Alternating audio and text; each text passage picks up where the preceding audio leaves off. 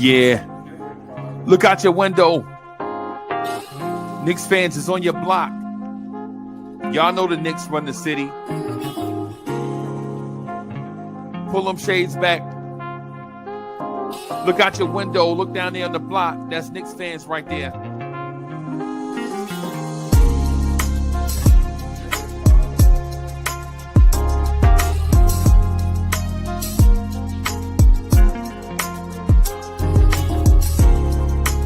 It's about that time. It's about that time of the week where you get ready for your work week with the man that is so smooth he does not require a chaser. Your main man, the real, still the real Anthony D. And your main man, Jersey's finest, the hood representative, Uncle Freezy.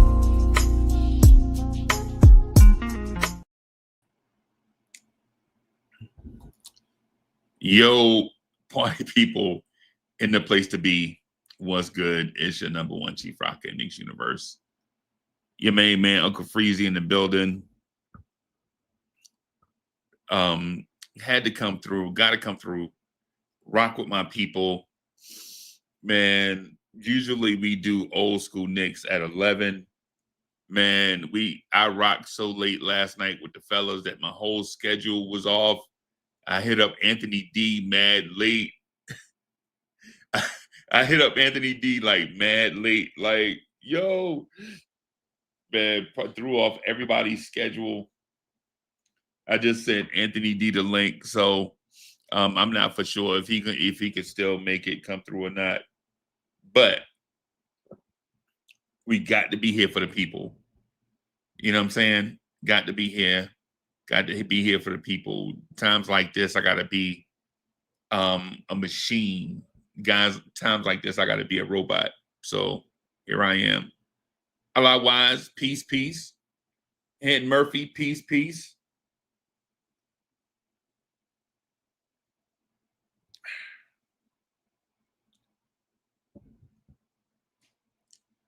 I heard a weird Knicks fan say something mad, strange, and deranged last night, and I liked it. 27 in the building, salute. Ed winning, salute. Yo, Marlon Khan was good.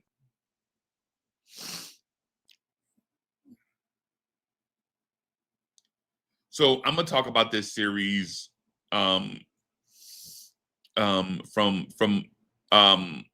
the Uncle Freezy perspective and not from a moderator's perspective and not from a content creator's perspective. Just gonna talk to y'all real quick about this series from a fan's perspective, right? Ultimately, I'm a fan first and all that other stuff second.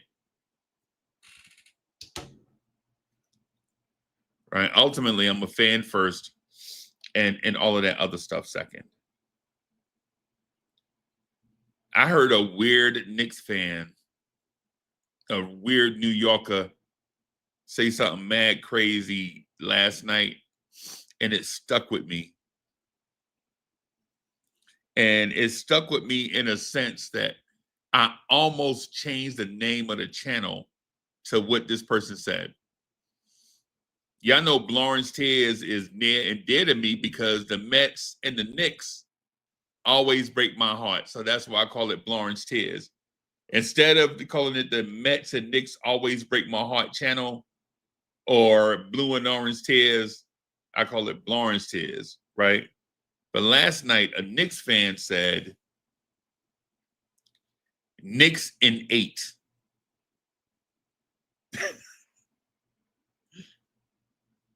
Some random weird Knicks fan on the street, you know how they run up to people with the camera? Be like, yo, say something for the camera, man. And my God, some weird random Knicks fan was like, yo, Knicks in 8.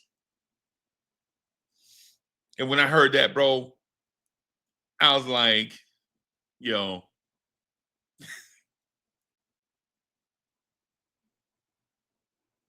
that's impossible. but I feel you. You know what I'm saying? Legit, a fan said Knicks in 8. That just lets you know, just the fact that somebody would say something like that random from their heart, let you know how diehard these Knicks fans are. And I'm with you.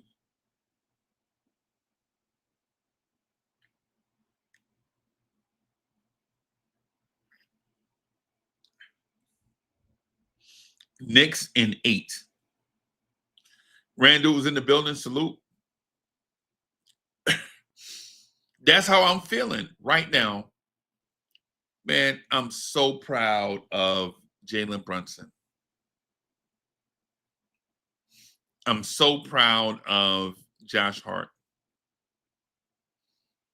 I'm so proud of Kat and Mitch. And I'm so proud of Deuce and Landry Shamet. Man, I'm so proud of what Leon Rose put together. I'm so proud of OG and Bridges. Right? I'm so proud of DeLon Wright.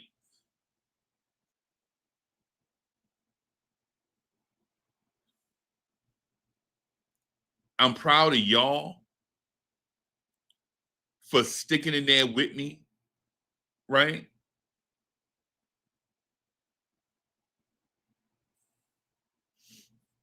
Right? I'm so proud of the content creation community, Knicks Universe, I call it.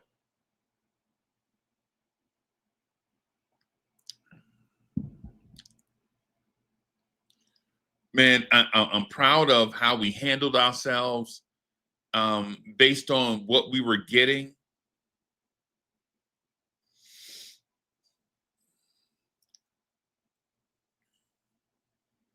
I'm proud of the way the Lawrence Tears family handled themselves, because we're growing. Lawrence Tears is growing, and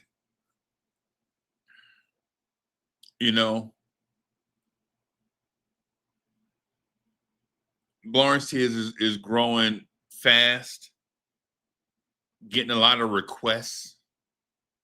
We just got to figure out some stuff. And the fact that, and on that note, just want to say thank you to everybody that helped us get to whatever our number is. Whatever the number is right now, I'm just glad that the number is the number wherever it's at, man. We appreciate everything.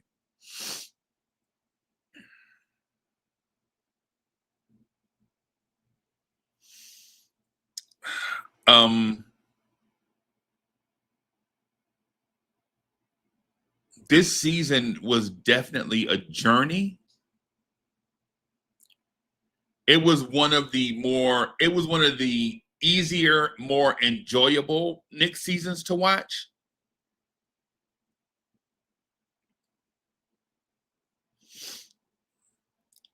I think we found that Bridges and OG are legit.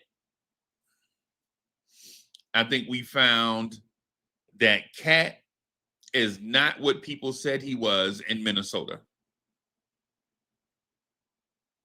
I think the rumor mill, if you listen to rumors will have you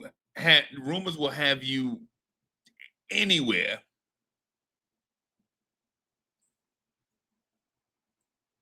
LI1 in the building. LI1 says, Cat got to go for Giannis. Hey, man, listen. The mere fact that you can say that you can trade Cat for Giannis means Cat is something.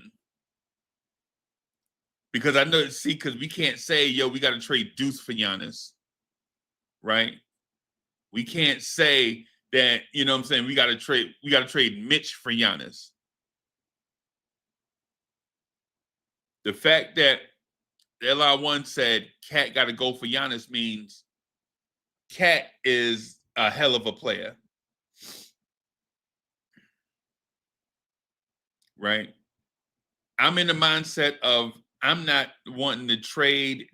My preference, I said it last night on playback. I'll say it right here. I said it last night on the very long Knicks at Night podcast, 5 hours. You know what I'm saying? Got me missing old school Knicks this morning and get throwing AD schedule off. So AD, if you watching, bro, we rocking. I already texted them and told them we rocking. I sent them the link and everything already. But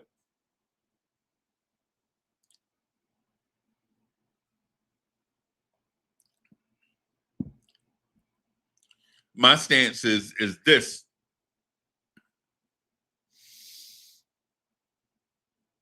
Run it back. And if you make any changes, the changes got to be on the bench. And I mean the entire bench. I'm talking about the coaches, staff, players, all of that. We have to make changes there. Now, am I saying fire Tibbs? No. What I'm saying is Indiana last night got back to what they do best. Indiana was like, listen, man, we're going to get out and run in transition, and there's nothing that y'all can do to stop it.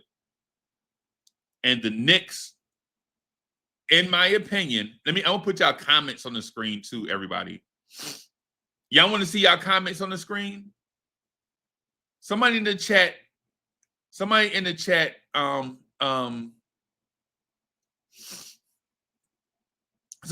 let me know. Y'all want to see y'all comments on the screen or what?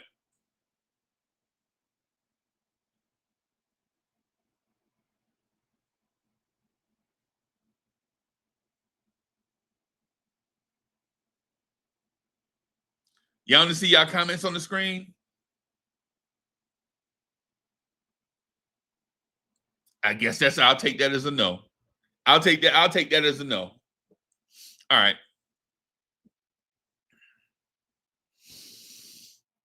Last night, Indiana got back to what they do best, right? And what I've discovered over the years with the Tom Thibodeau's team is that the team really doesn't have a schematic identity.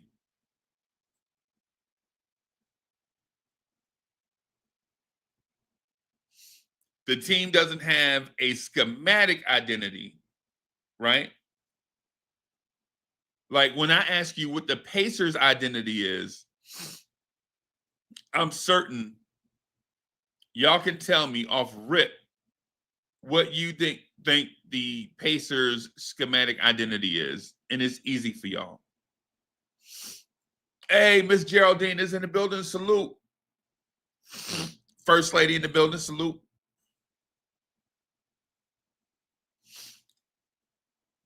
Hey, Miss Geraldine, listen, I'm super excited and appreciative of what the Knicks are doing.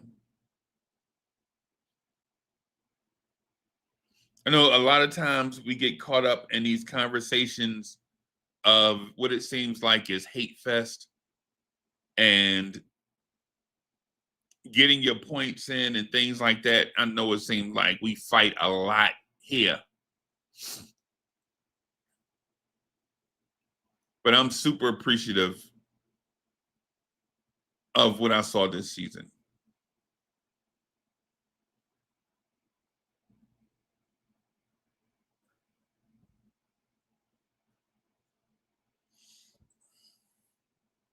I think Jalen Brunson played his heart out. But JB needs help. JB played his heart out, but JB needs help.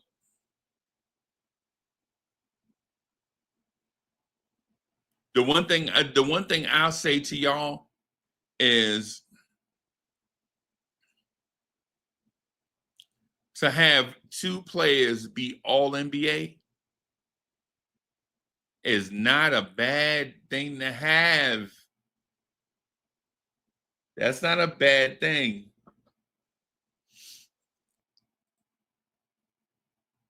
Donald Cannon, thank you for the generous contribution. Donald Cannon says, you're not going to say it, but I'm going to say it. Peace out, Tibbs. Thank you for everything you done, but time for you to start your own family now. Time for you to start your own family now. DC, keep it a stack.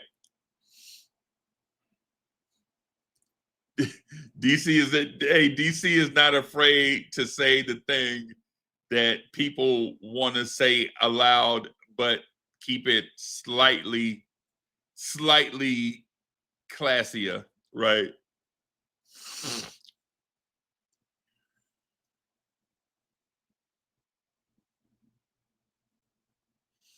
Right.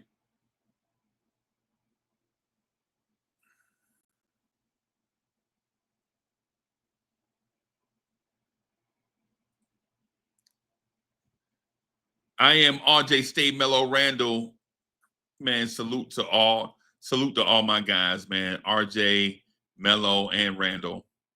I have a mellow take that I want to get y'all feedback on.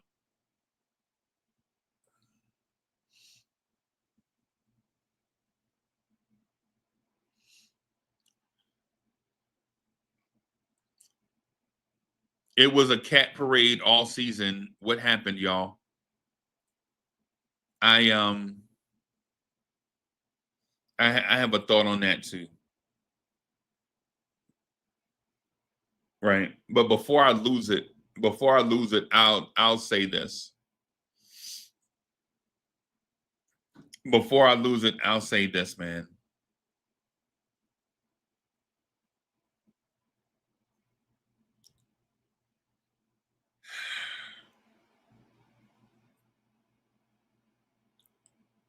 This team, in my eyes, if Mitch were here from day one, my belief is that this team wins the NBA championship. And this team wins at least 65 games.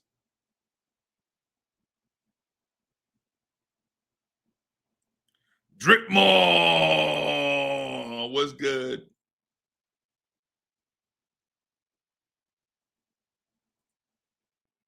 Miss Geraldine says, I am too, but we need to make some changes from the top to the bottom. Ooh, top to the bottom? Top to the bottom?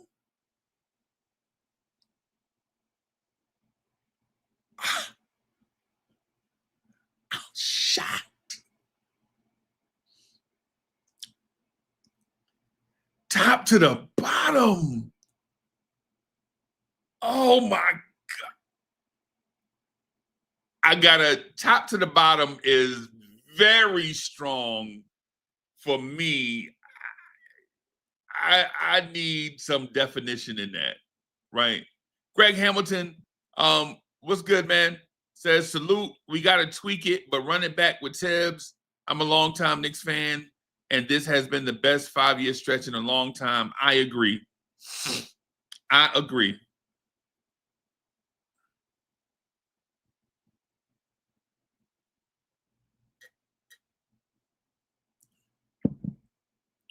Hit him up. You almost made me spit out my breakfast drink, bro. Hit him up says, I'm bringing back Dante and Cam Reddish for bench depth.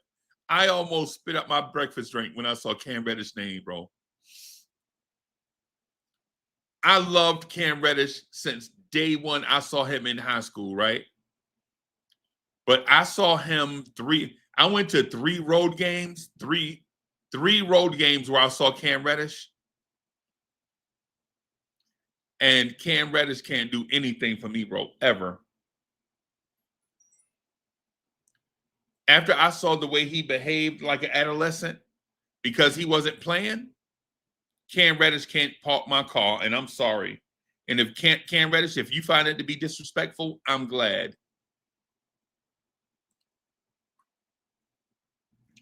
The way Cam Reddish pouted because he wasn't playing, Man, bro, no. Dante, I'm all for it. Dante is my heartstring, right? But Cam Reddish, never. Never. And I loved Cam. When I say I loved Cam, I'm saying I wanted to see RJ, Cam, and Zion here playing together. That's what I thought before I saw the Nova Boys thing. Sirius B, what's good?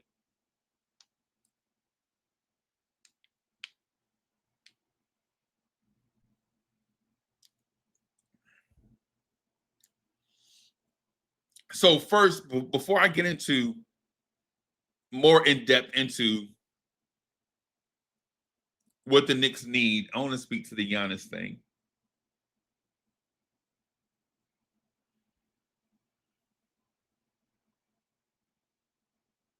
Hey, Chef NYK in the building, salute. I'm gonna get to that, right? But I just want to show. Yo, is that Vinny Blanco? Did I see Vinny Blanco in here? I thought I saw Vinny Blanco in here, but maybe I didn't. Okay.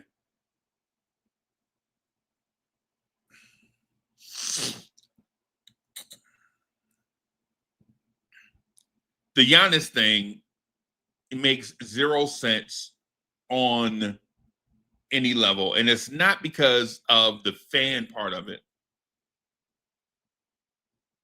It's not because of the fan part of it, right? It's basketball reasons only. Oh, there he is. Vinny Blanco, salute. Pierre Moise is in the building.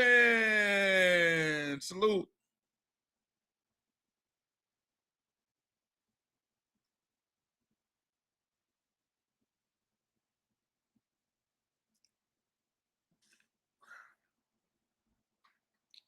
The Giannis thing makes zero sense from a basketball perspective because if you bring in Giannis, right, your point guard has to adjust to playing with Giannis. Think about the Bucks over the years and think about their lack of stability at the point guard position. And then think about bringing that here. Knicks fans, you finally found a franchise point guard. Finally. For those that don't remember what it was like before Jalen Brunson, the last starting point guard before Jalen Brunson was Alec Burks.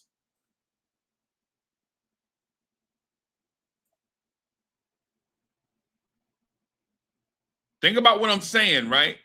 Think about what I'm saying to you. The last point guard before Jalen Brunson was Alec Burks.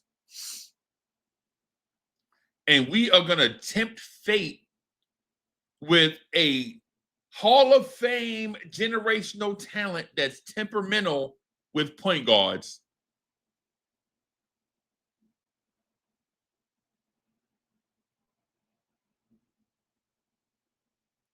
We're going to rock the Jalen Brunson boat for Giannis. No disrespect to Giannis, right? Because he is what he is.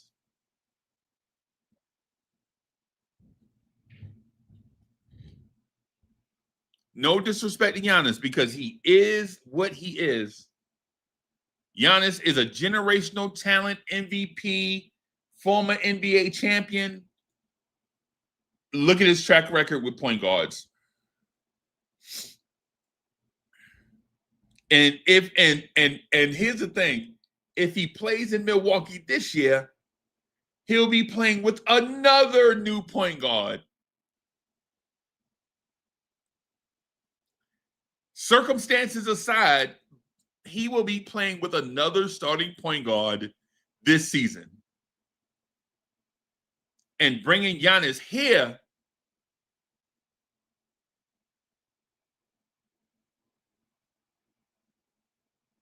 See, because here's the thing.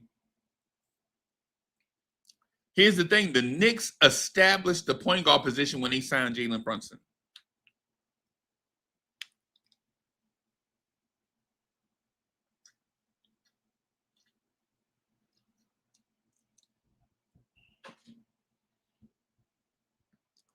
And I'm not saying Giannis is a bad guy.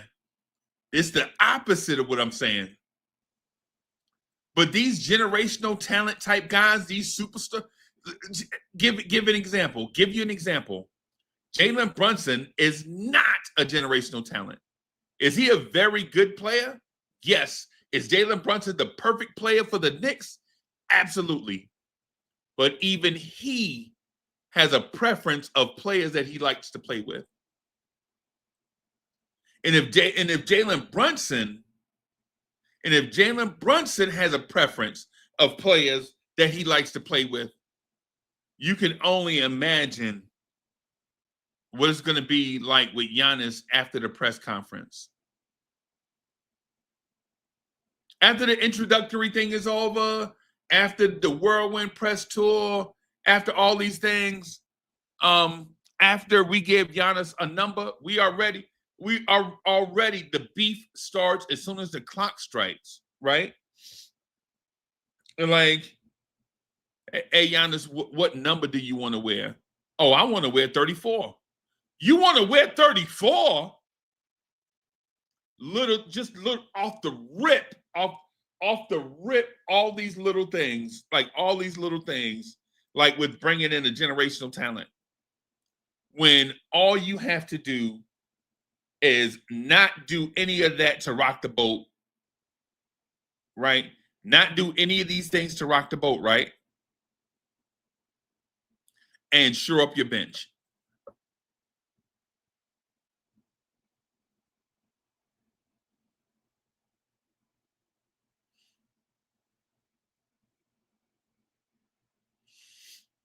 Right? Yo, I be telling you, bro, I be telling y'all to stop reading my, like, would y'all let me do, Ron Severe, let me. Yo, Ron Severe, yo, let me run the show, bro. How you running the show from the chat? Ron Severe just gonna read my mind, right? Yo, Ron, yo, how about let me run the show, bro? Right? Ron Severe just read my mind, like, yo, yeah, man. JB2 ball dominant for Giannis, bro. I'm trying to get to these. Yo, you got to give me some time, bro. I can't just spit out this stuff. Like, it got to be a flow to it. You feel me? Right. So here's the thing with this. Can you imagine Giannis taking 3 trips back and forth up the floor and don't touch the basketball?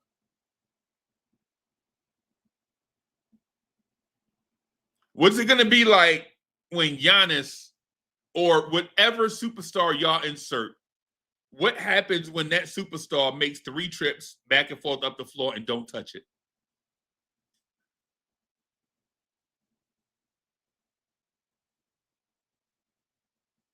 Fritz Alcindor, isn't it? Hey, Fritz Alcindor, is this your time of year, baby boy? I expect to see NBA Economy show 6 times a week, bro. Yo, shout out to Fritz Alcindor, man. NBA Economy show. It's Fritz's time of year right now. Fritz about to get in his bag. I expect NBA Economy show to be on 2 hours a day, 6 days a week at least.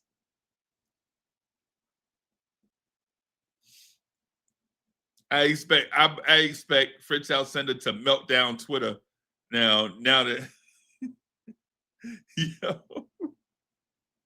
Yeah, man. But imagine, and whatever Anthony Edwards. Imagine Anthony Edwards and Jalen Brunson. And imagine Anthony Edwards takes 3 or 4 trips up and down the floor, just up and down without touching it, and see what happened.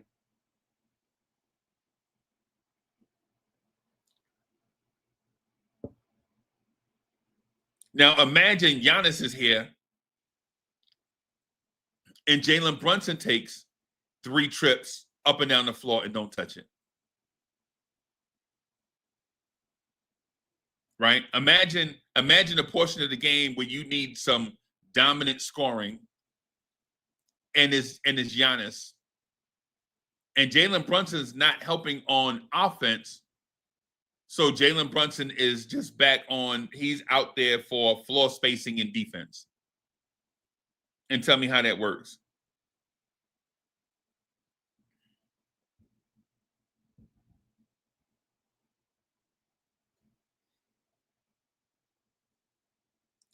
Basically, what I'm saying is this is Jalen Brunson's team. This team was built around Jalen Brunson. And I know the trade machiners want to do trade machine stuff in order to figure out how to get another star to New York. Because it's fun. I'm not gonna lie to you. It's fun to talk about who you can get in the offseason and who you can trade. These things are fun. We've been doing it for years. I'm not knocking that part. That's the part of your NBA season. You watch the team play, right? And then at the end of the season, you kind of lick your wounds, get ready for the draft. You get ready for free agency. And when all that stuff is over, you talk about trades. Some people talk about trades all year. I don't.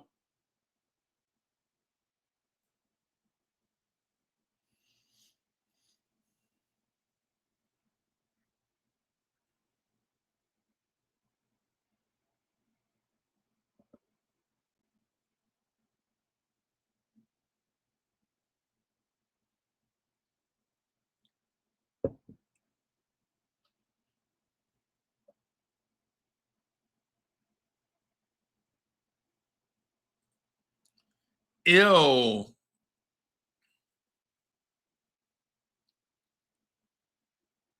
what are you talking about? Let's go Yankees. Let's go Giants. That thing almost made my screen glitch up. Ew. Let's go Yankees. Talking about.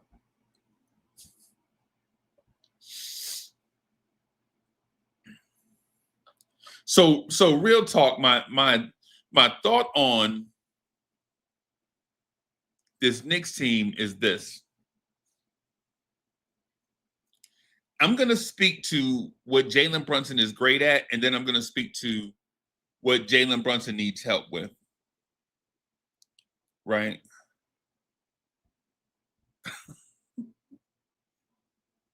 So Jalen Brunson is a great scorer.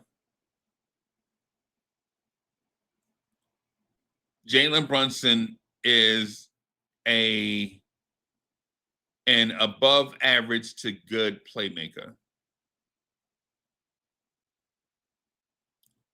But when you confine NBA players to a certain role, the playmaker has to be a maestro.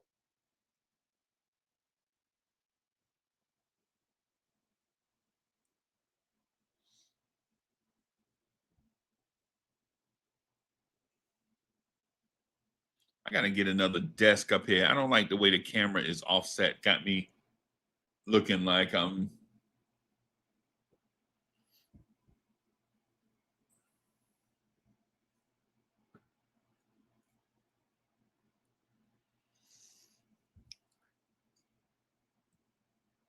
Jalen Brunson is an excellent scorer, though his numbers were down this year, right? His three-point percentage was down, and I think his field goal percentage may have been down, I think.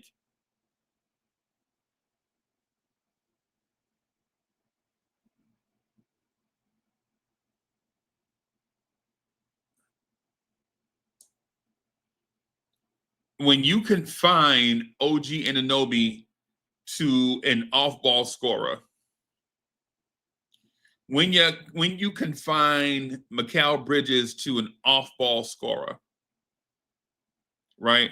When Karl Anthony Towns is a off-ball spot-up shooter slasher at 7 foot 260, 270, whatever Cat is not 250. If Cat is 250, damn it, I'm 250.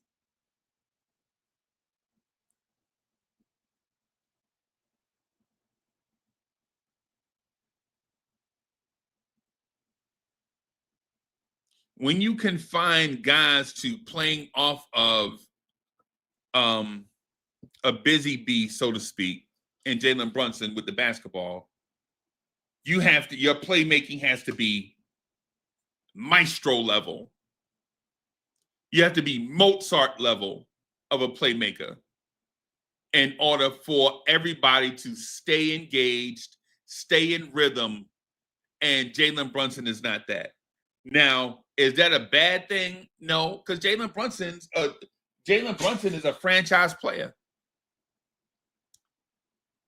You have to have either Jalen Brunson has to bring his playmaking / facilitation up to a Luka type level, or the Knicks need to have an offensive system that's conducive to everybody touching it, staying in rhythm, so their shots are going.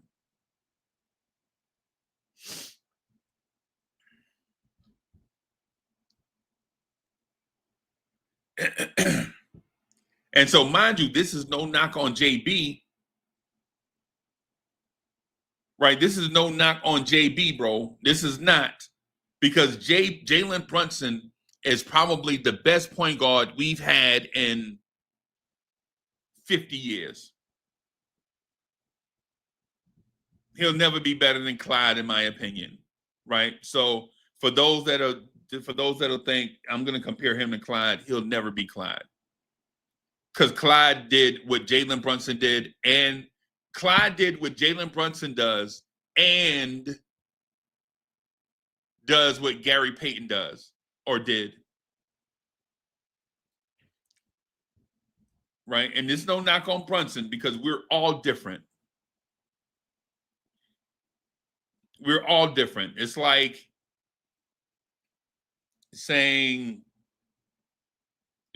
comparing Uncle Freezy and Jonathan Macri. We're not the same at all, and we'll never be the same.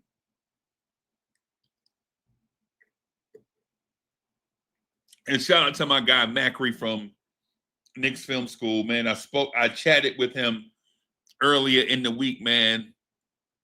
Dude is still salt of the earth, right? Shout out to Knicks Film School and those guys for all the great things that they're doing over there.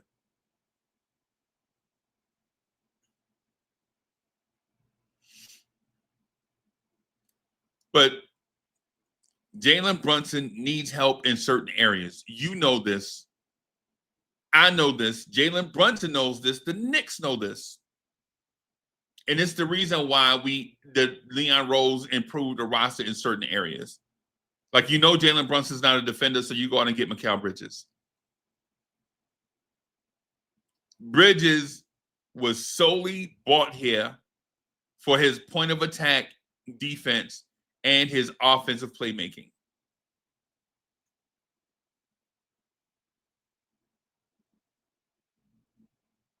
But here's the thing with Bridges.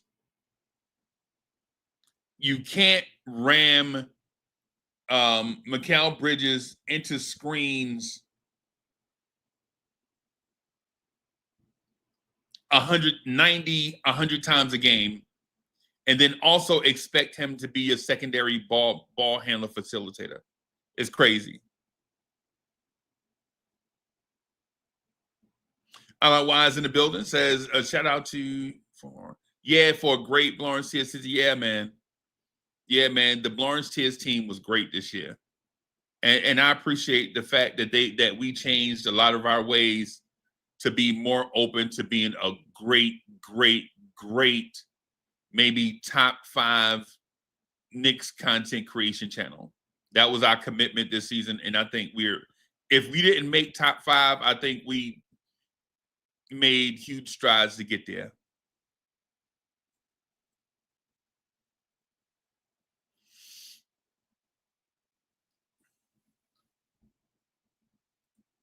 My guy Hit Murphy says Bridges is not a playmaker. Right. Of course not. Of course not. What if you ran Jalen Brunson through screens 90, 100, 120 times a game, depending on how many possessions the other team had? Bridges might have ran into screens 2 or 3 times on one possession. This guy might get screened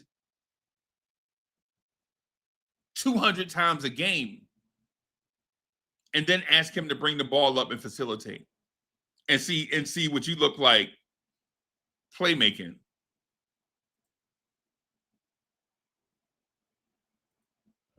Absolutely. Absolutely, Wise. Absolutely.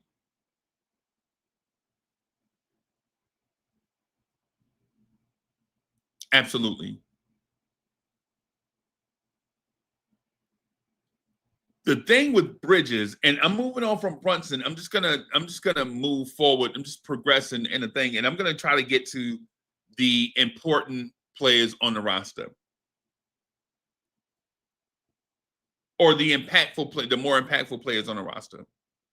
The thing with Bridges is you can't expect Bridges to have legs on his jump shot, be the primary point of attack defender, right? Create spacing and do all the tertiary stuff, and then be the point guard. And so here's the thing, right? When Jalen Brunson was out and Deuce McBride started,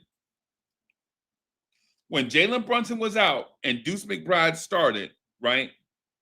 All of a sudden, the primary point of attack defender is not Mikal Bridges, it's Deuce McBride.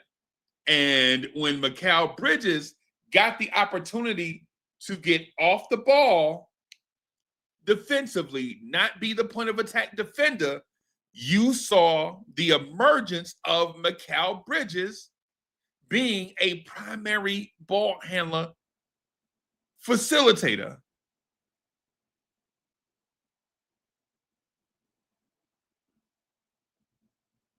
Some of this stuff is just science. The NBA body only has a certain amount of energy, and when you exert 80% of that energy, when you exert 80% of that energy on defense, and then you need 80% of that energy on offense, well, you don't have 80%, you just have 20%.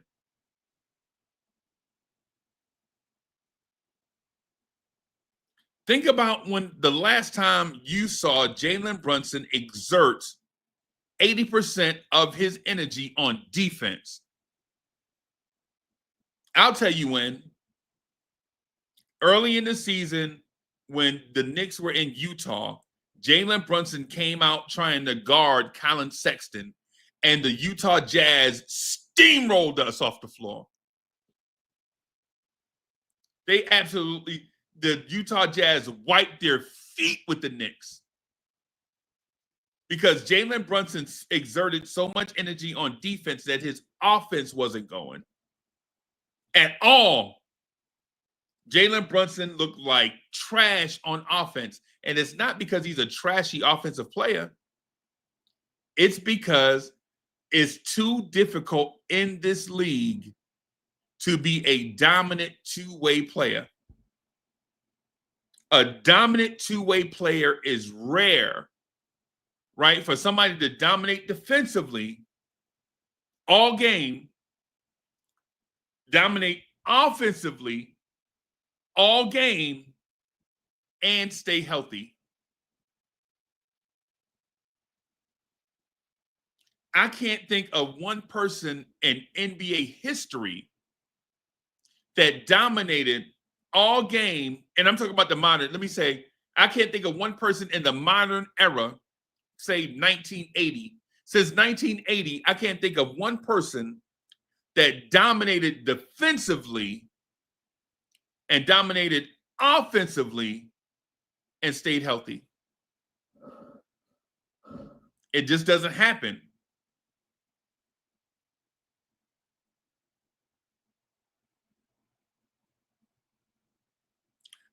Christy, I got you. See, the caveat was and stay healthy. Because I knew somebody was going to say Kawhi Leonard, Paul George. Kawhi Leonard, Paul George, right? It's too difficult to do both and stay healthy.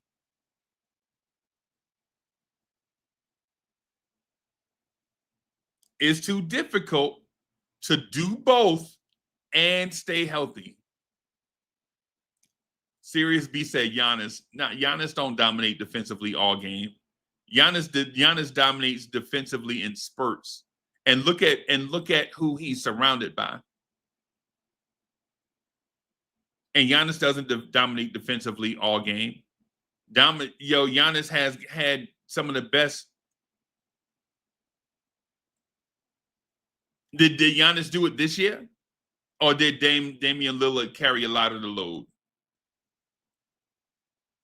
But you see the point that I'm getting at, though. The fact that, and I appreciate y'all bringing up Giannis's name, right? Right? I appreciate the fact that Jeff brought up Giannis's name, right? If the thing with Bridges is when you force him to exert energy and stay attached to all the great point guards and scorers in this league, and then say, hey, Jalen Brunson needs a break. Think about what I'm about to ask y'all, right? Hey, Uncle Freezy, Jalen Brunson needs a break from taking all these shots. Mikal Bridges, can you now backfill that? Can you come in and run everything while Jalen Brunson takes a break from taking all these shots? And you're like, wait a minute, you just had me guard Tyrese Maxey for 18 straight minutes. I'm 1 for 6 from the field. And now Jalen Brunson needs a break from carrying the offense. And now you want me to carry the offense, even though I was basically the head of the snake on defense during that same time that Jalen Brunson was the head of the snake for the offense. And that's how we should look at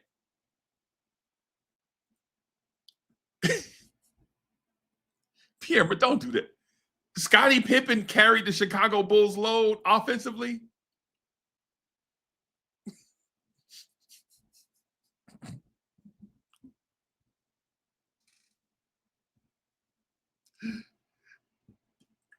Just trust me on it. It's difficult to do. Just trust me on it. That's why I feel like we should look at Mikal Bridges in a different light. We shouldn't look at him like, man, this dude can't hit a jump shot. Brunson working so hard to get him this look in the corner, and Bridges is out here bricking. Nah, man, we should look at we should look at the fact that Mikal Bridges played a very integral role in Tom Thibodeau's defense. Right? Tom Thibodeau basically used Mikal Bridges as a tight end, so to speak. Right? Very integral in the run game, and then maybe you throw to the tight end and he catches the ball but can't get to the first down marker. Are you going to be mad at the tight end? No. The tight end basically blocked defensive linemen for like 10 straight plays. You throw him the ball, he catches it, and he's sprinting, trying his best to get there. He just can't get there because you asked the tight end to block defensive linemen, and then you ask him to be in the pass game.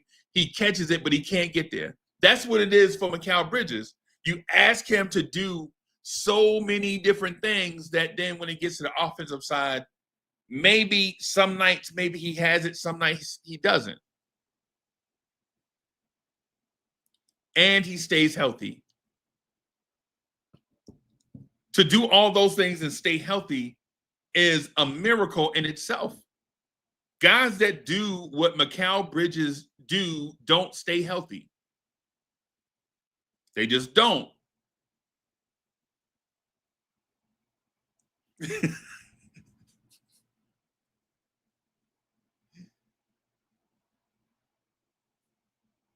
Right? That's the thing with Bridges. And listen, am I going to bat for this Knicks roster? Absolutely. So if it sounds like I'm a homer, guess what? Call me Homer Simpson, right?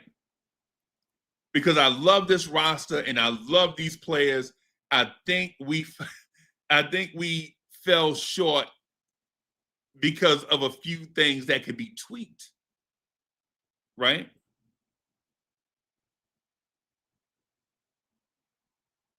I think Mikal Bridges got a bad rap all season because some fans have an unreasonable expectation of what sports are.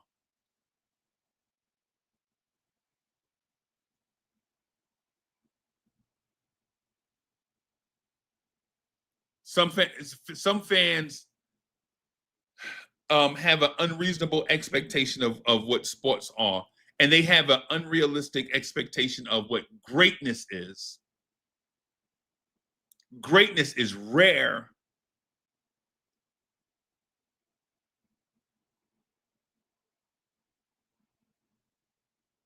Greatness is rare. We have to think about how often people say great nowadays when their great is not even great.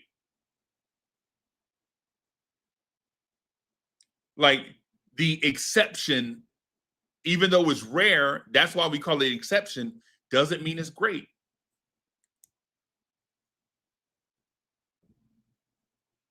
Just because things are rare doesn't mean that they're great. Just means doesn't happen often. Doesn't mean it's great.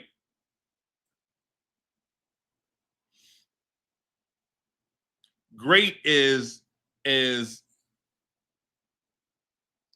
being exceptional in a task consistently. Ribs is in the building. Salute, Ribs. What's good, man? Ribs, it's about to be a busy Lawrence Tears off season, bro.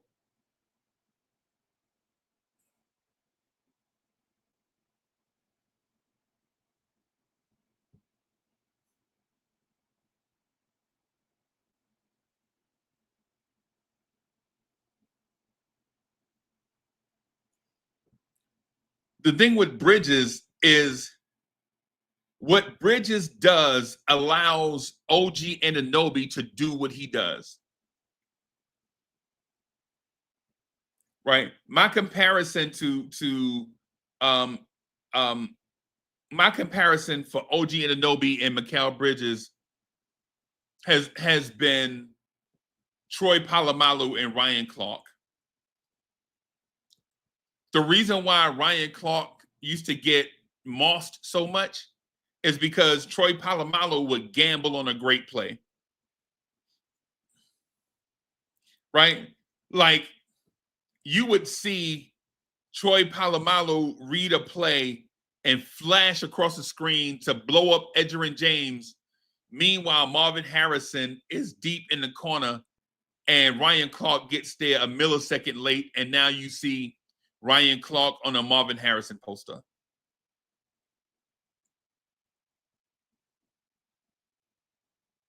Right? OG is Troy Polamalu in that he can guard his man, zone up, and recover for everyone else.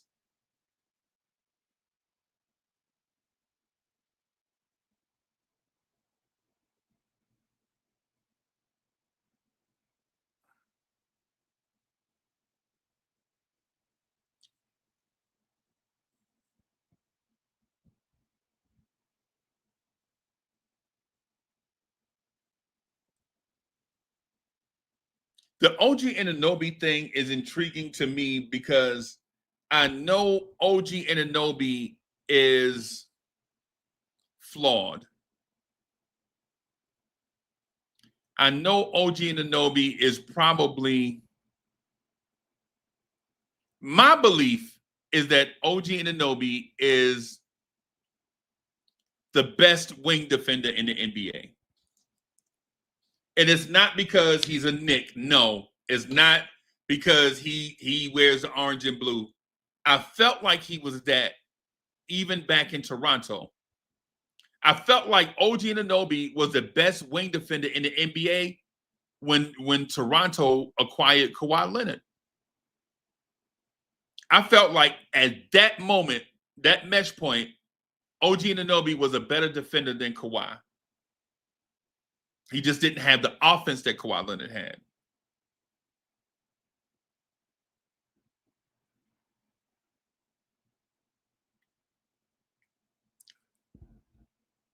There was a stretch in the NBA where the best three wing defenders were Robert Covington from the Sixers, Ben Simmons from the Sixers, and OG Anunoby from the Toronto Raptors. And OG was young. OG might have been 22, something like that.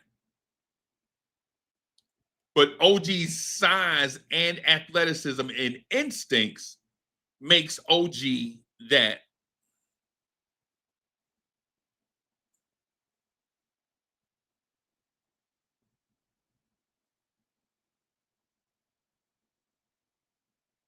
OG Anunoby, and for better or worse, OG Anunoby is the consummate team player.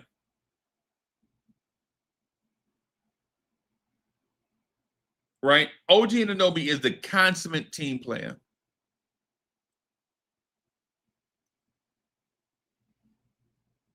In that whatever you ask OG to do,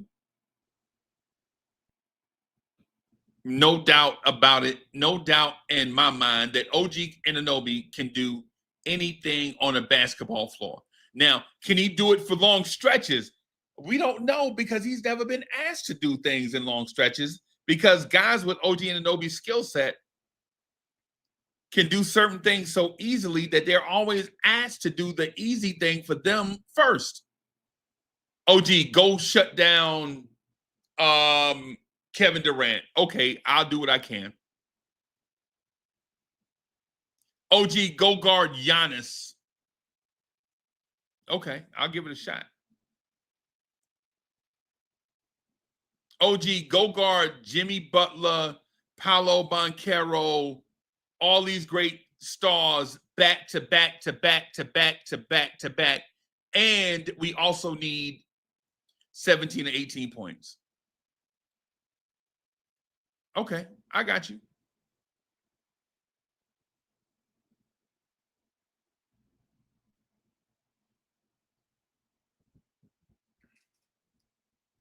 OG Anunoby, if we're keeping it a stack, OG Anunoby, if we're keeping it a stack, is probably the most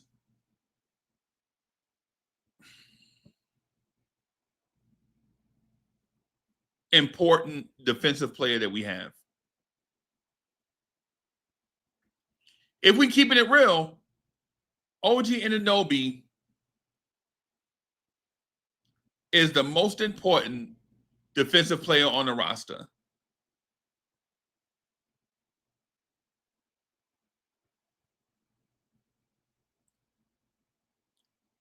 OG legitimately is the player that can legitimately guard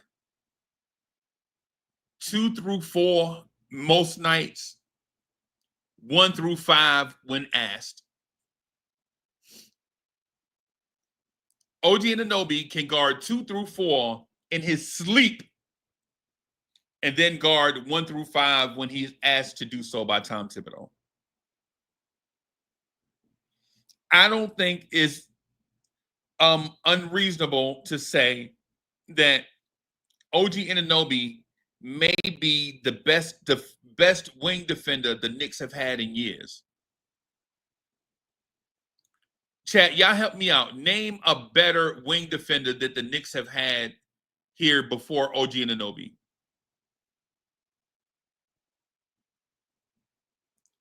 Can somebody in the chat help me with that?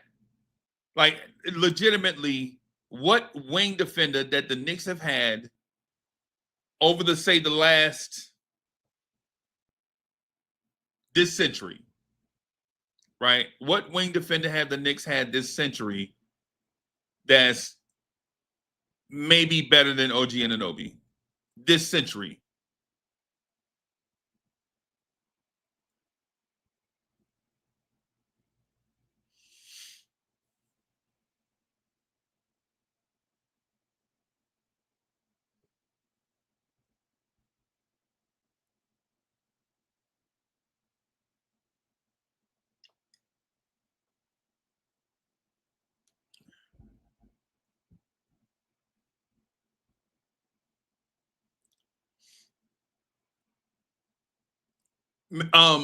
Jarrett Jeffries, maybe. Y'all remember Jarrett Jeffries could defend 1 through 5, but he couldn't score. Jarrett Jeffries legitimately is Josh Hart's grandfather. Like in a basketball sense. No disrespect to the Hart family. Y'all know what I'm saying. And so the thing is with OG, I think we kind of, and I'll say this in a respectful way, and I hope y'all take this respectfully.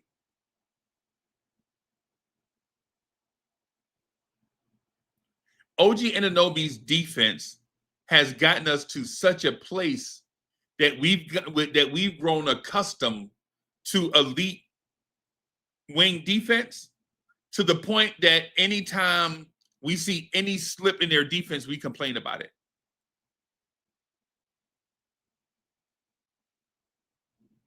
And I'll give an example of it. My great-grandfather, right? My great-grandfather used to have to go to the creek to get cold water to drink, right? They had water. They just didn't have cold water until they built a well at the house, right? Right? My great-grandfather was just like, yo, I just want some cold water. My grandfather was like, hey, man, they got soda pop downtown. I'm going to go get me a cold soda pop Saturday when we go to town. So my grandfather would get a soda pop from downtown on Saturdays. You know, you work all week and you be like, yo, I got this dime, man. I'm going to just go downtown and get a soda pop. My father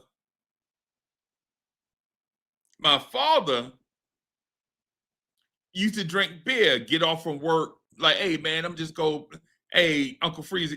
Yeah, and yes, I've been Uncle Freezy for a long time, right? So, but my father would be like, hey, Uncle Freezy, go down to the Puerto Rican store and get me a 6-pack of Daily News and a pack of Winston. My pops used to drink a 6-pack or something like that when he got off from work.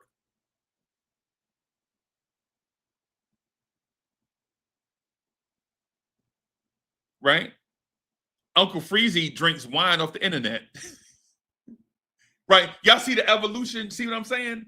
Like, before OG Anunoby, we could never even imagine these rich people problem. And I'm not rich. I'm just saying the evolution, right? These rich people problems that Knicks fans have about if there's a blown assignment, we talk about, man, they missed that rotation, is what we talk about now. But before OG and Cat and Bridges, we should just say the whole defense sucked.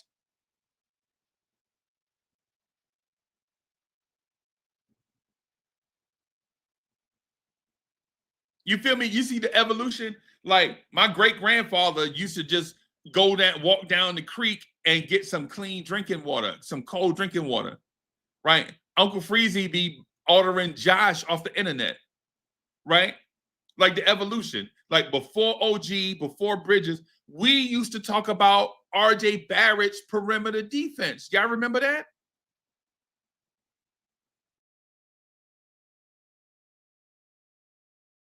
Talk about RJ Barrett and perimeter defense.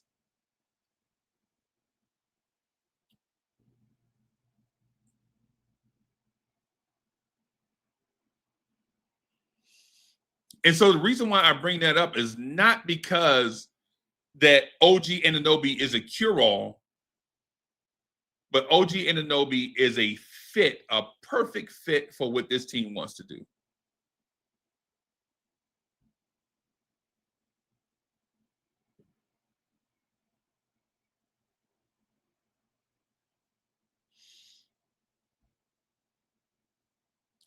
OG, Mikal Bridges, and Josh Hart, while they all do different things, they all contribute to the same cause, right?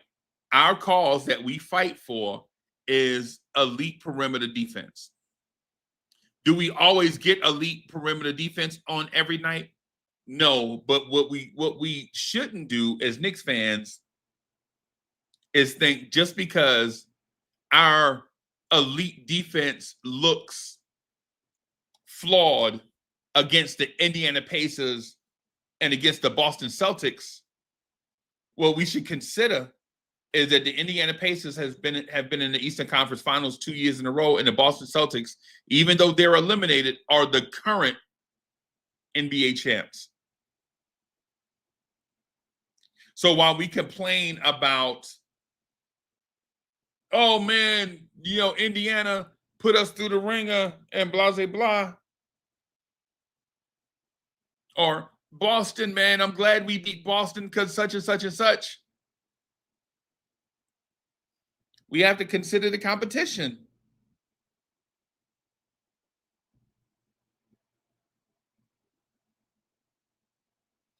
We have to consider the competition. The Josh Hart thing, though, is concerning to me.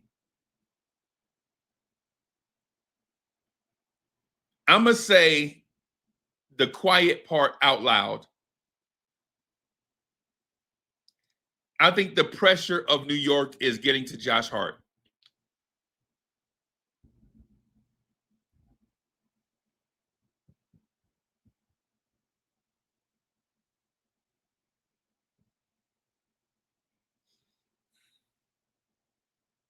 New York is a wild place to play.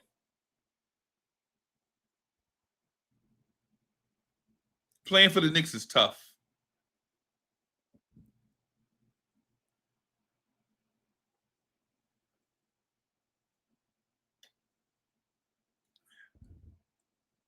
During the honeymoon phase of being a Knick, you got the keys to the city.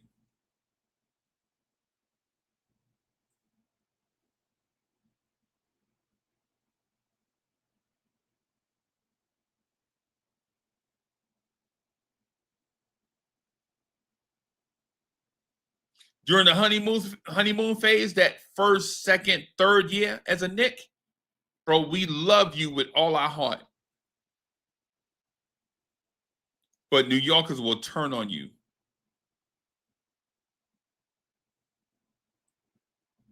And it's not New Yorkers' fault.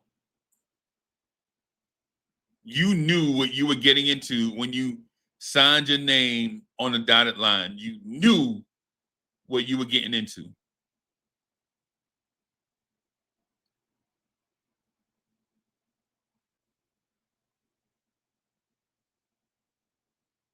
See, the thing about being in New York, I'm from Jersey City, right? I'm from Jersey City, people, and I associate with the Bronx because I got mad family in the Bronx, and I got mad family on the island, right?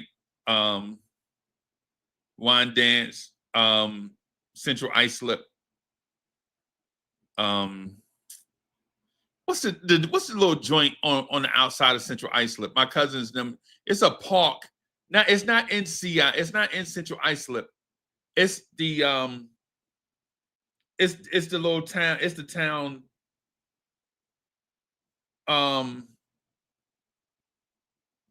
Right on the outside of CI. They got like a park over there. They used to take us to in the summertime. Brentwood. Shout out to Brentwood.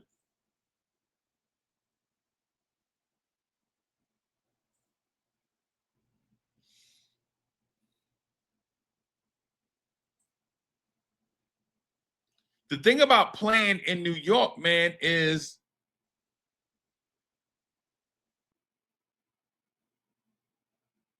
New Yorkers are going to have patience with you for a minute.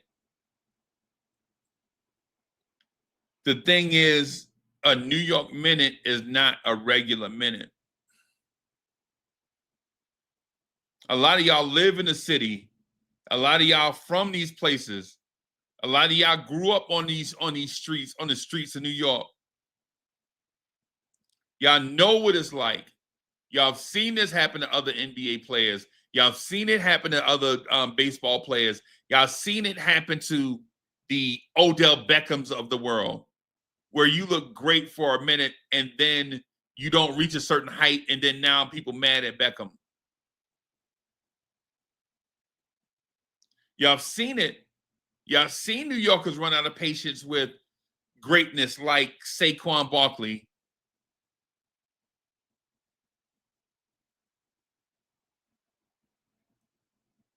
Yeah, hey, KP, A-Rod, another one. Jason Bay.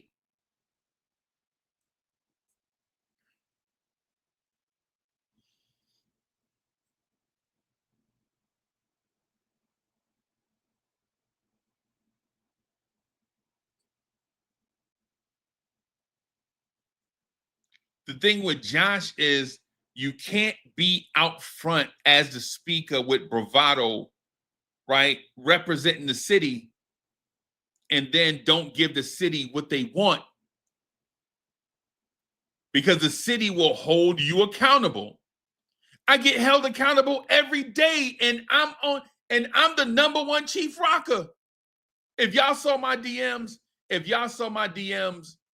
listen, if y'all see the DMs that I get, y'all would quit the game, because it's unnecessary how harsh people can be over your thoughts and opinions, let alone being a Knick, a basketball player. My DMs be absurd. Yo, my DMs be absurd. Like, dudes legit want, like, when I see you in at the Wizards game, bro, it's gonna be on site. Okay. All right. Okay.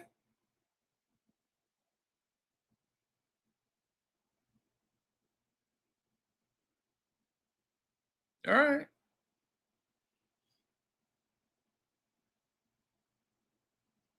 So you can only imagine, if you're Josh Hart, if you're Jalen Brunson, if you're Mikal Bridges, if you're OG, what the sense of being a Knick is like when things are not going well. Even if you've established a new standard, this team has established a new standard. It's Eastern Conference Finals or bust. And they got there. And these dudes are still going to get criticized.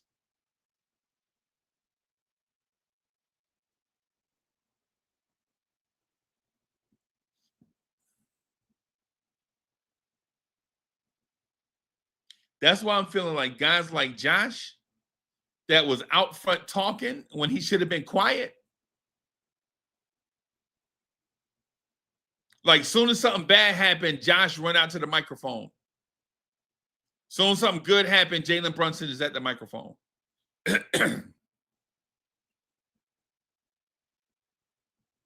and I understand what it's like. Josh is this group hype man, right? Like, he they hype man. When something bad happened, Josh run out and take bullets for everybody so that it don't rock the boat. But here's the thing, Josh. When you do that, bro, You got to think about the accumulation of bullets you took and how you're going to feel afterwards. If they turn on you, are you going to then turn on us? Because we've been super critical of bonehead plays, and it's nothing personal.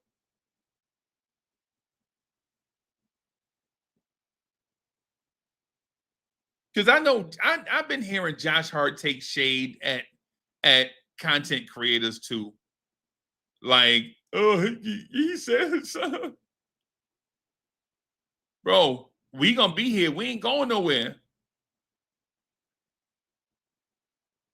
I legitimately am maybe one of a few in this chat that has been a Knicks fan for 50 years. I can say that. That's real. That's not some made up mumbo jumbo baloney. That's real.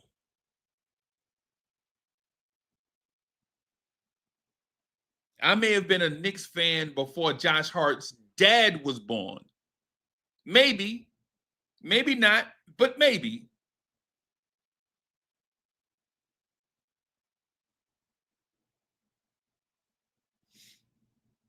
Maybe not, but maybe.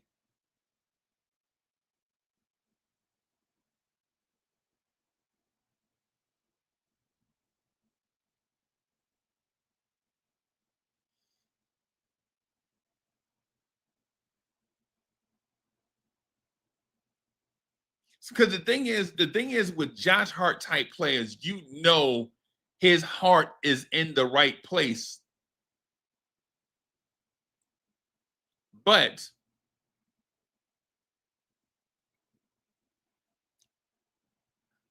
Josh Hart has played for a lot of teams. Josh Hart is media savvy. Josh Hart went to a blue blood school, college. Josh Hart knows what the right things to say are and what the wrong things to say are. And he can kind of walk the line of being prickly and being funny at the same time.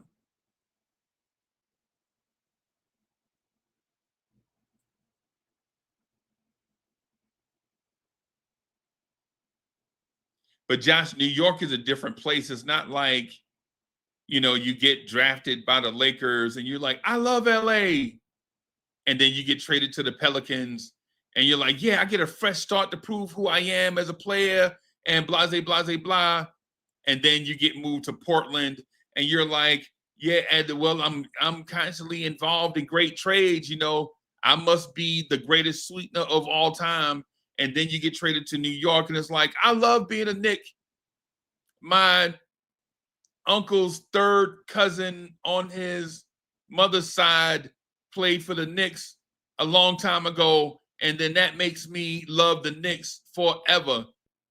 Now, we get that and I respect it. I respect it. But New Yorkers will turn on you, bro. New Yorkers will turn on people from New York. I'm from Jersey City. I see it adjacent.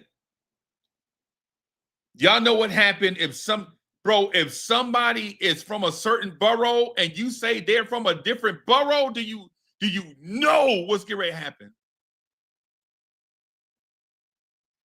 Do you know what happens when I say King Ribby is from the Bronx? Do you know what happened? Do you know what happened when I say Kenny Payne is from Mount Vernon?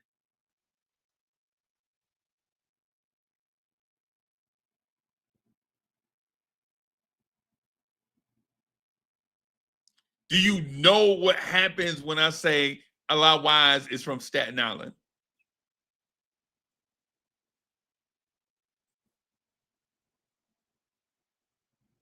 And these people are from here.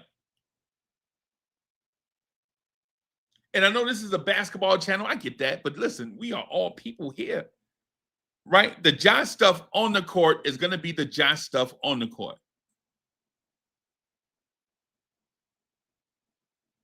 And am I empathetic to Josh Hart? I absolutely am. Right? Josh is a undersized guy for his position.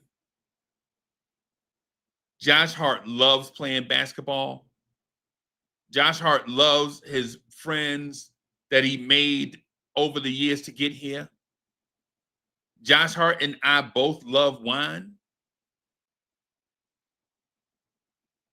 Josh Hart comes from a good family. But the city is different.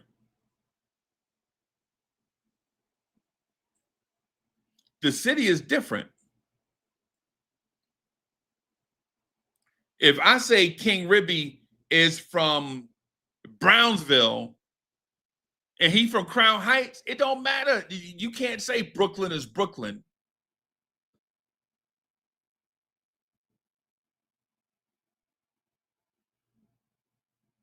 So the criticism thing is going to be a part of it. But I think the thing about it is Miguel P is in the building. Salute. The thing about my guy Josh is when Josh is good, we're like, yeah, Josh, that's great. When Josh is making turnovers, we like, oh, he was too aggressive right there. And that's his thing. Like I never thought Josh Hart was a dummy, right? I always felt like he's too aggressive. That's what I like, though. Like I would rather somebody be too aggressive than to be passive.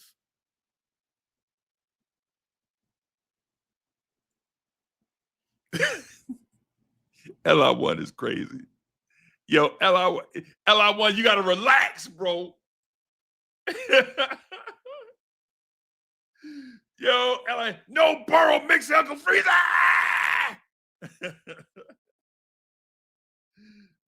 Yo, salute to hey yo. Yeah, man. Salute to Suffolk County. Salute to Nassau County way out there.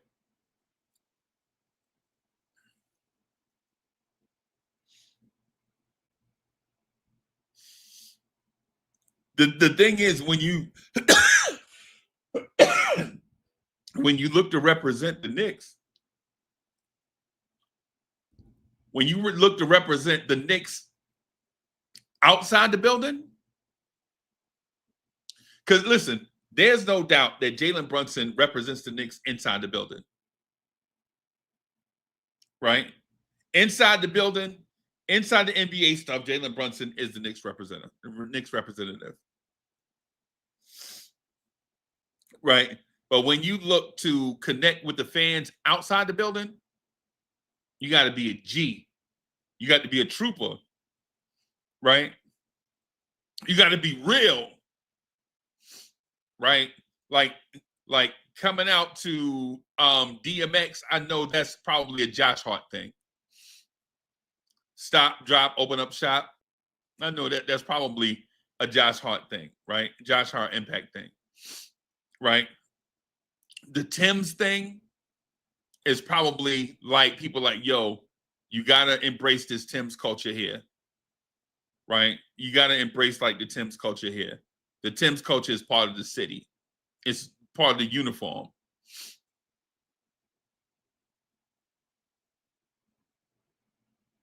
Right?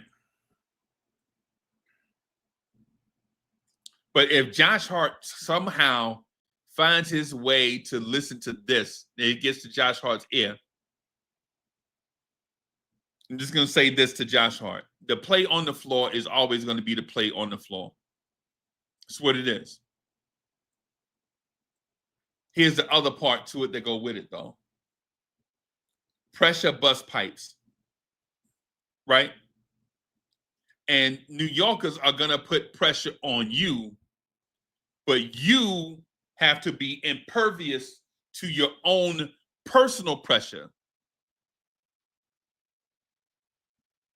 Right? I'm a content creator and people hold me accountable all the time.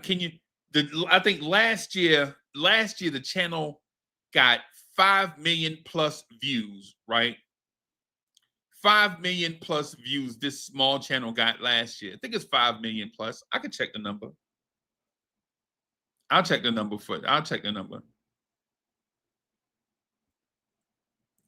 This channel got 5 million something views, something. I'll check just to be sure.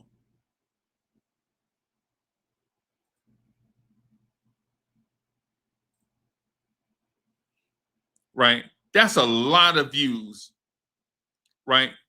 And that is a lot of time to be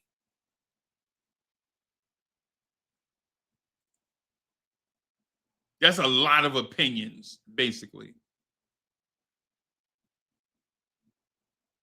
Let me see. I'm just going to see if I can find the number of views for 2024.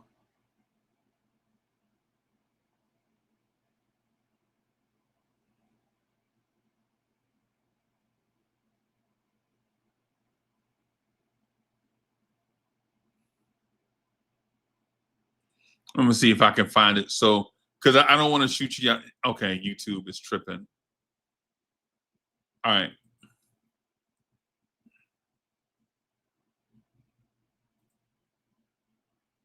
Let's see if we can find it.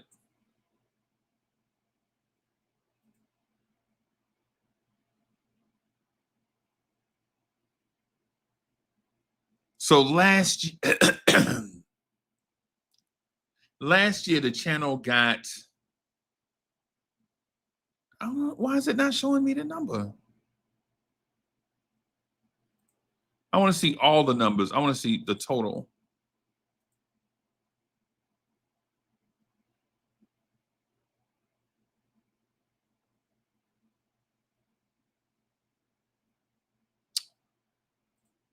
YouTube tripping. Anyway.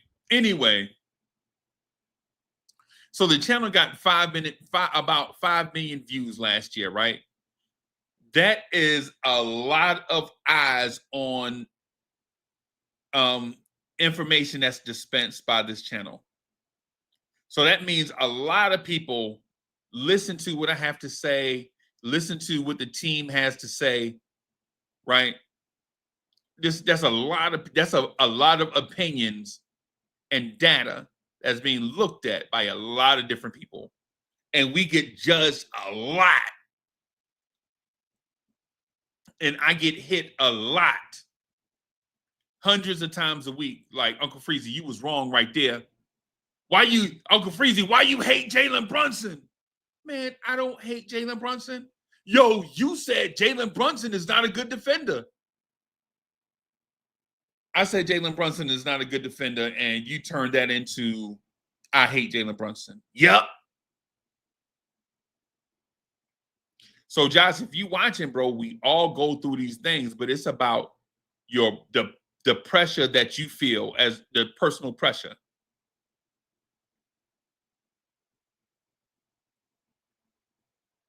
So what I would say to that young fella is shoot the ball. No, I'm messing around. What I would say to Josh is, yo, pressure gonna bust pipes.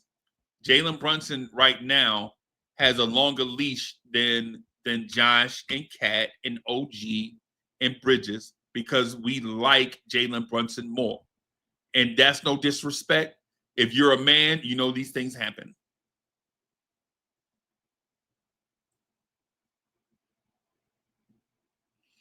You know these things happen.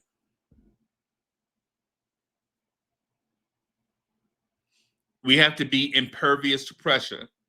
Pressure is only as impactful as you let it be.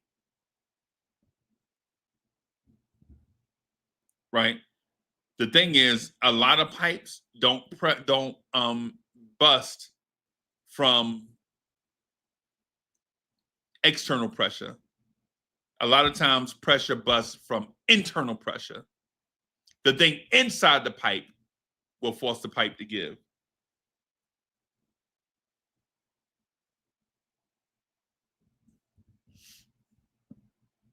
right? The things inside the pipe, a lot of times, is what makes that pipe give.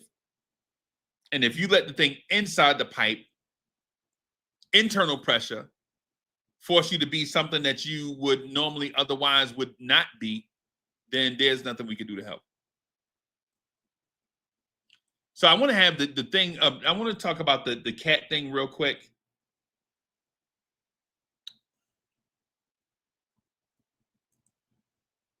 Dang, it's been an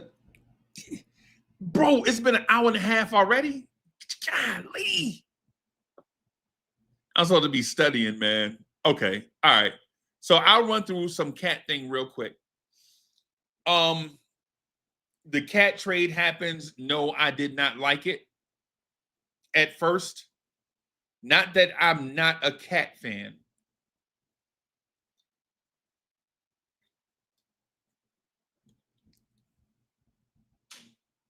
Yes, I like Cat. I like Cat since he was in Minnesota. I like Cat at Kentucky. I even wanted the Knicks to draft Karl-Anthony Towns when the lottery came, but Maurice Endower hit that stupid ass layup, and the Knicks dropped, and the Knicks wound up picking 4th in the draft the year Cat came out. We wind up getting another player that I like, Kristaps Porzingis. That's neither here nor there, though. I did not like the Cat trade because I really love Julius Randle and his family. Dante DiVincenzo was my favorite Nova boy.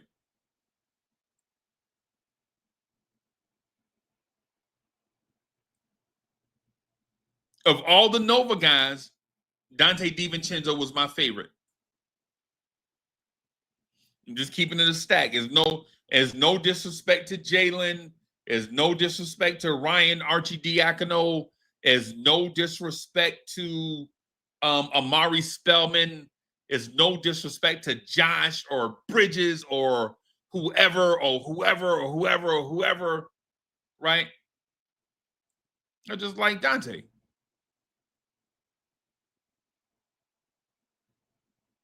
So to get 2 of your top 3 Knicks, because going in, man, bro. If you asked me last year, it was Randle, OG, and Dante.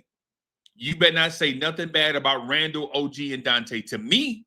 Not to me. Not if you don't want. If you don't want to fight, if you ain't got the guts to fight, you better not say nothing disrespectful around me about Randle, OG, and Dante. Period. If you ain't got the guts to fight, if you ain't got the stamina to fight, you better not have said nothing about Randle. Right? You better not have said nothing bad about Dante. Because I saw Jalen Brunson choke away that game 2 in Philly. And no disrespect to Brunson, because man, those next 4 games. But I saw Dante hit that game winner, that straight on 3 that had Mike Breen jumping out his socks.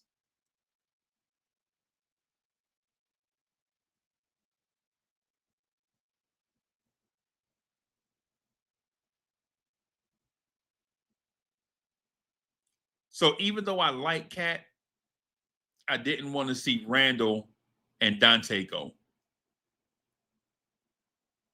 In a world where we could have just gave up 1 million picks to Minnesota and absorbed Cat contract, and Cat would have been here with Randle and Dante, that would have been the ideal trade for me.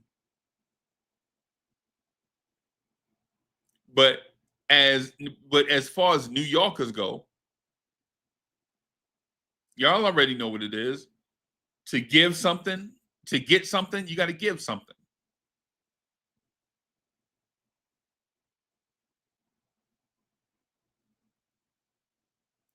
In order to get something, you got to give something.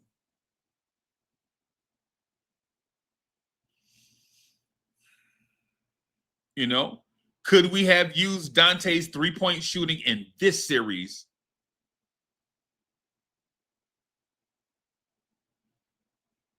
We got here with the fake Dante, Landry Shamet, trying to be the fake Dante. Salute to Landry Shamet.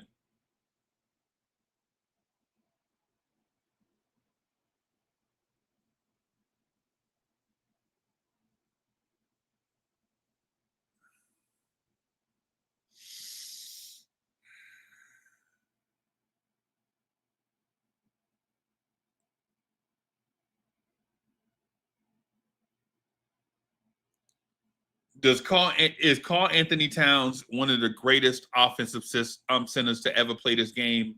Yes.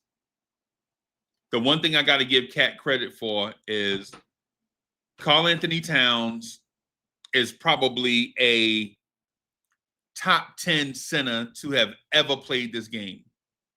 Period. At every level. The three-point line, driving to the basket, free throws. Cat is a top 10 offensive center to have ever breathed breath. Is he a better offensive center than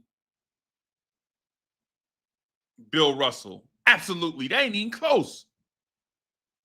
Is he a better offensive center than my guy from Charlotte, Alonzo Mourning? Absolutely. That ain't even close. Is he better than Yao Ming, Mutombo, Jack Sigma? All these names you can name, absolutely offensively, he's better than all those dudes probably put together. Carl Anthony Towns, at his age, might end up putting up numbers so historic that when our grandkids look at Cat numbers, they maybe look at him as the GOAT. But here's the thing. You don't play basketball on one side of the court.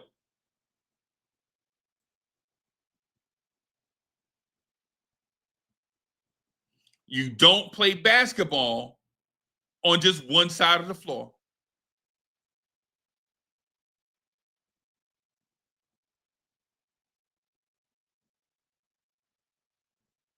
And my opinion of Carl Anthony Towns for years is that Carl Anthony Towns don't give a shit about playing defense.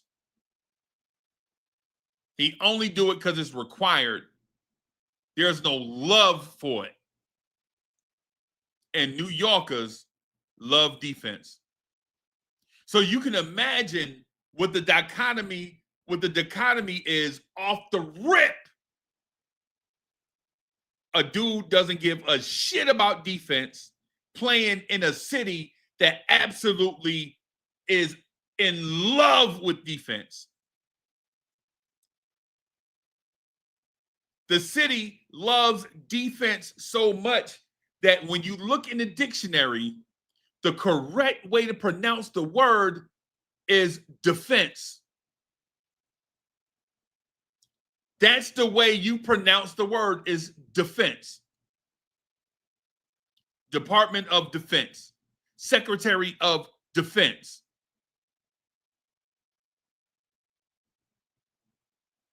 But you can't chant defense. It sounds funny.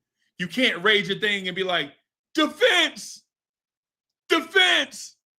But what you can chant is defense. That's a New York thing. Anytime you hear the term defense, it originated in New York.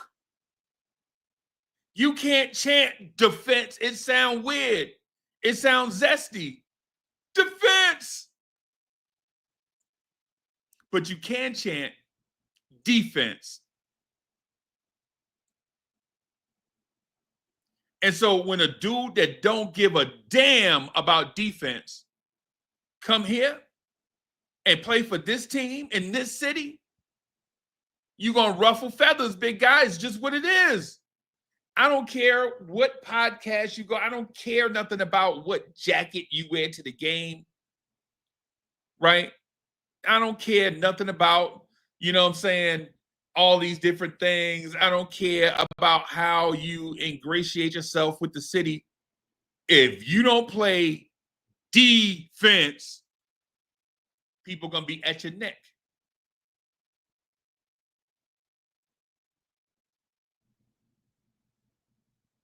Karl Anthony Towns is probably, outside of Shaq and Pat and Olajuwon and David Robinson and Jokic, Cat is right there. Cat is like a top 7, top 6 offensive center ever. And probably the best shooter ever out of that bunch. But if you don't play damn defense, we coming for your neck every day. Not once in a while, not give him a break, not lay off. Yo, lay her easy, man. You're going to ruin his confidence. I don't care. If you don't care about defense here, we don't care about you. And that's not going to change for nobody that comes here and puts that jersey on.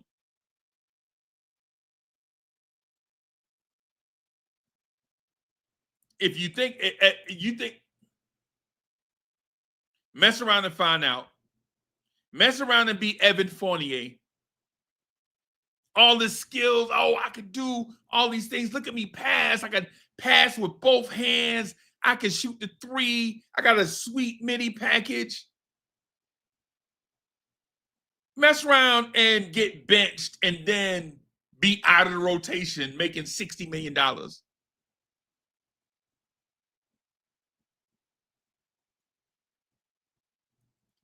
Don't believe me, just watch.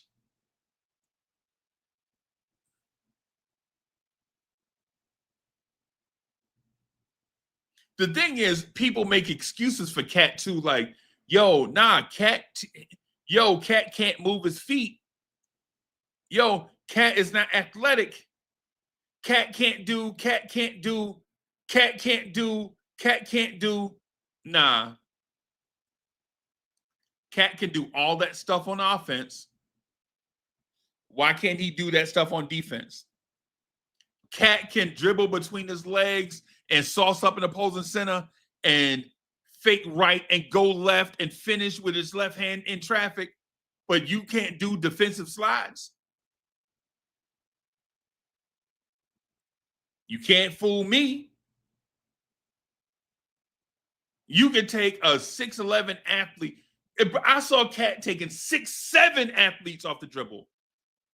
But you can't do defensive slides? Nah.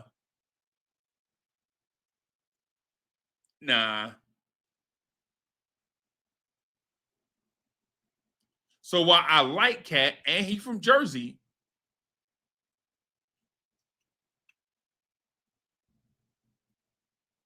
right? And he from Jersey, so I gotta shoot him some bail, right? But nah, bro. I understand, and listen, I understand that being a two-way player is difficult. I'm not a hypocrite. I understand it. I'm asking you to care about defense.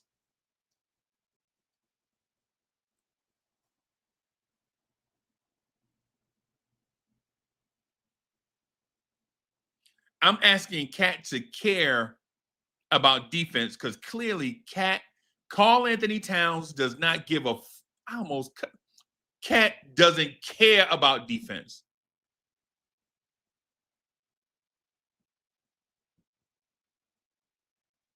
The rebounding is there, right? When he's healthy, the rebounding is there, right? This dude is the most solid rebounder we've had since Pat. And I know dudes put up rebounding numbers. What I'm saying to you is When a rebound comes off, there is no bobble. Cat is short-handed. When Cat's out of the game, the ball is bobbling around, people tapping it, all these different things. Josh Hart tapping it, somebody, OG running for. When Cat goes for the board, it's secured. And there's something to be said for that. About being a three-point shooter and a rebounder and a 20-point scorer and a great free throw shooter. But what I'm asking from Karl Anthony Towns is something simple. Can you care about defense?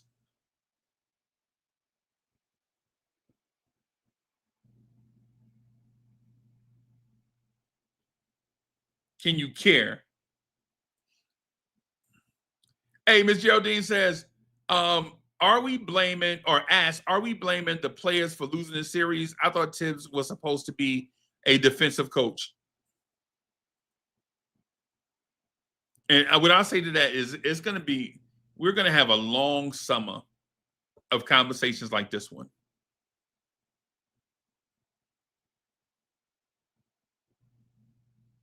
Right?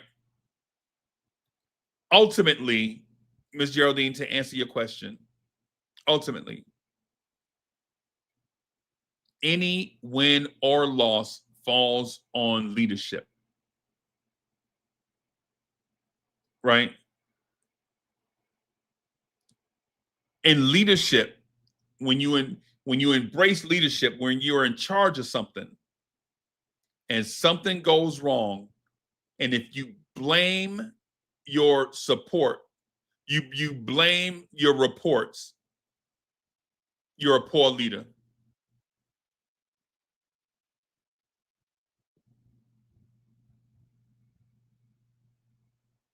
Right?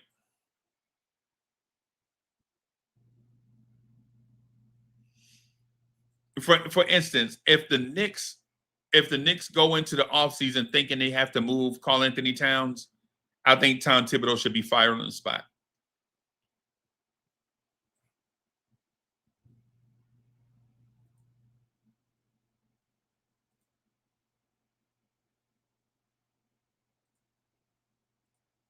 If anything comes out where they blame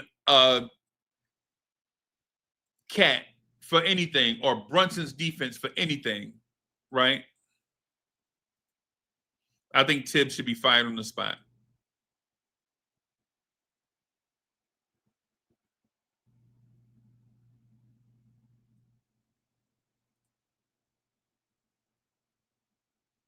That's just my opinion of it. Leadership has to embrace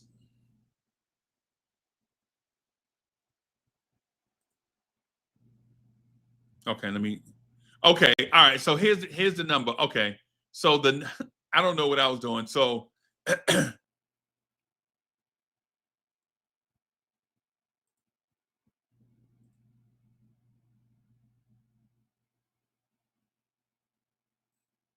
yeah.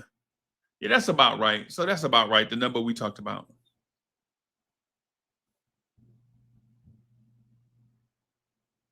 The thing is this: leadership has to take the blame, whether we like it or not, whether you like it or not.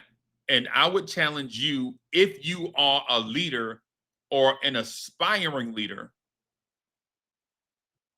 whether you're a leader or an aspiring leader of people, one of your first things is you are responsible for the results of your reports.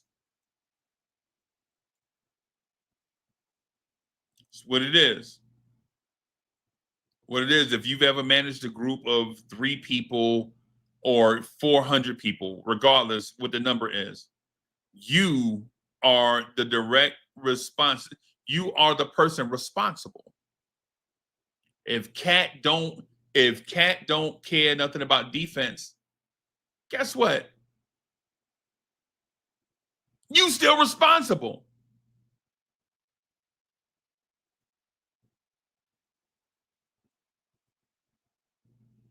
And I know it don't seem fair. Life ain't fair.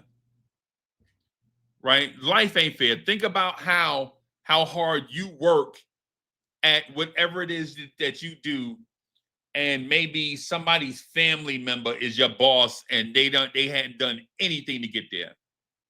Life ain't fair. This is what you got to deal with.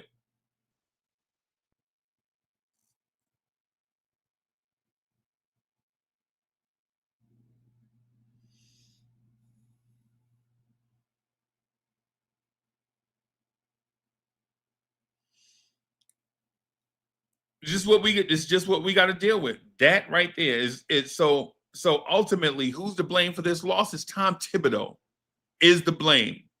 And if Tom Thibodeau says anything outside of it's me, it was my fault, he's a damn poor leader.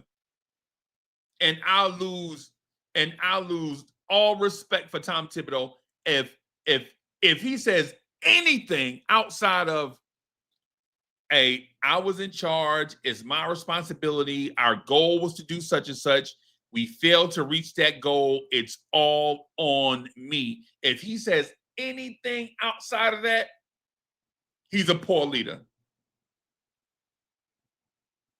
Because being in charge of something and being a leader of something can be two different things. And you don't want that to be.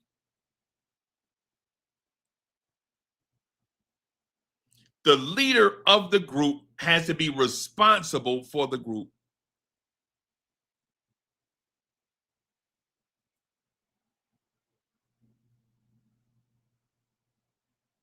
And for anybody that says anything other than that, I'm just going to say don't listen to them because they're a poor leader.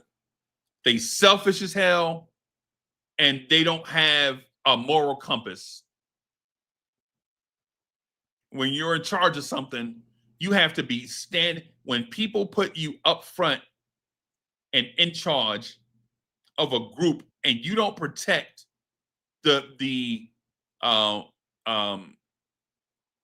feelings of the group, then you don't deserve to be a leader. So Miss Geraldine, in a way, without knowing all the details for why the Knicks lost, because we'll have to go back and review the entire playoffs to figure out why the Knicks lost to the Pacers.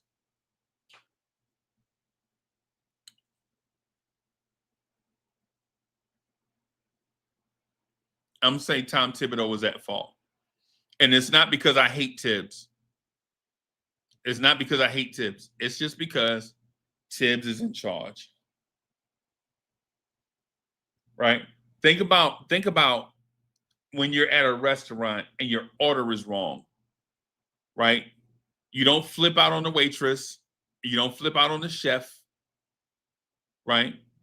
You ask to speak to the person in charge. Hey, let me speak to the person in charge to get it corrected.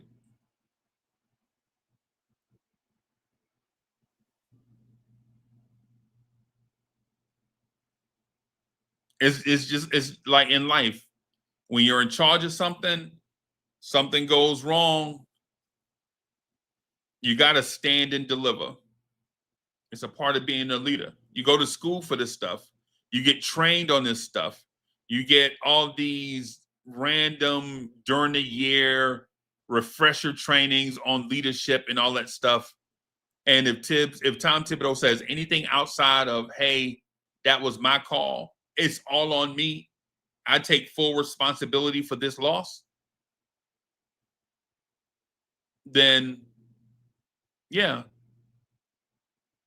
then we have a leadership issue, right? But now, if we're saying who's to blame inside the organization,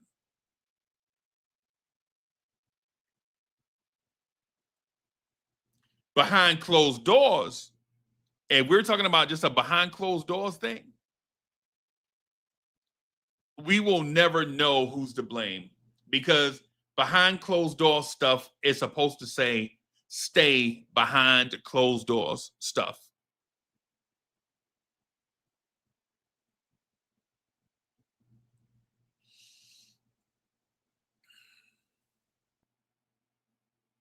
Dang, these 2 hours went by fast, y'all. Man, thank y'all for rocking with me for 2 hours. I can't even believe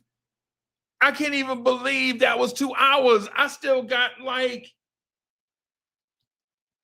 400 hours of stuff to go.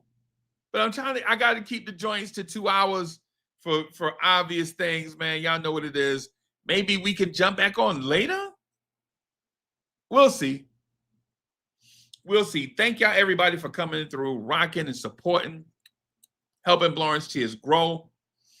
I got some treats for y'all, man, coming y'all way. Just some stuff. Yeah. It's a lot of stuff on the horizon. A lot of stuff we're going to look at. So, again, y'all enjoy y'all Sunday. I'm going to try to get this camera right up here finally. It's the off season. It's the off season. And, yo, Bo Ismail's in the building. Salute. Yeah, man. So maybe I'll do some off season stuff, man. Maybe I'll clean up in here. Maybe I'll put the posters back on the wall or something. Who knows? It's gonna be a long off season, man. I'm gonna holler at y'all later. Peace, everybody. Oh, I almost forgot to play the joint. There it is. All right, y'all. Yeah. Look out your window. Knicks fans is on your block.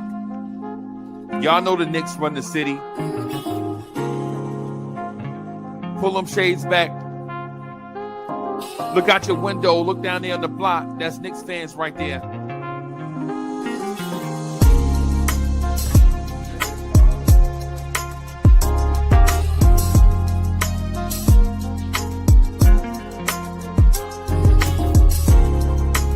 It's about that time. It's about that time of the week where you get ready for your work week with the man that is so smooth he does not require a chaser. Your main man, the real, still the real Anthony D. And your main man, Jersey's finest, the hood representative, Uncle Freezy.